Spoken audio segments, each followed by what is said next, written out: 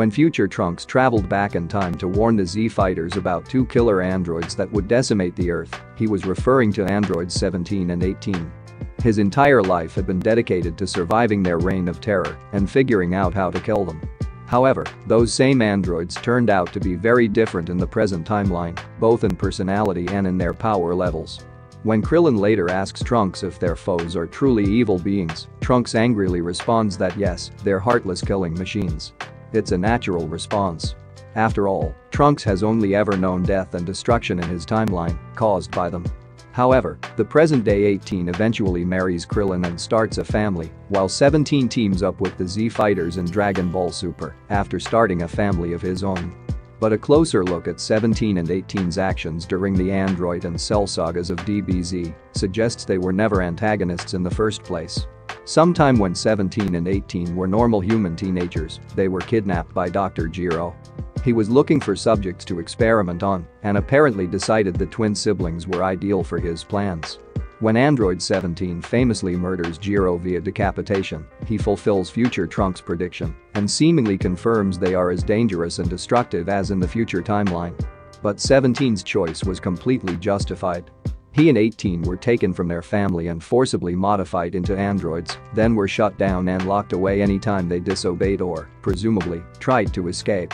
If the siblings ever wanted to truly be free again, they had little choice but to take their kidnapper's life. But from the Z fighters' point of view, they saw two new androids kill their creator and formed the conclusion that their own lives, as well as the Earth, were in immediate danger. After Jiro's death, Trunks fires a powerful blast into the cave, hoping to destroy the remaining androids. A natural villain, or even human, reaction would be to defend oneself by fighting back. But 17 and 18 don't respond at all, simply waking up 16 and flying off together. The Z fighters are left confused by their actions, but Vegeta, angry at being ignored, goes after the androids to fight them himself. After repeatedly insulting them and demanding a battle, 18 finally tires of his arrogance and agrees to fight. Once again, when the other Z fighters arrive, all they see is Vegeta heroically battling an all-powerful android who will destroy the Earth if left unchecked. At this juncture, 17 forms an agreement with the others. He'll stay out of the fight as long as they do. But when Trunks rushes in to aid the defeated Vegeta, he breaks their deal and essentially forces 17 to step in. The end result leaves the Z fighters thoroughly battered, but alive. 17 and 18 could have easily killed Vegeta, Trunks, Piccolo, Tien and Krillin right then and there, but they didn't. As 17 explains to Krillin, their only real goal is to find Goku so 16 can fight him.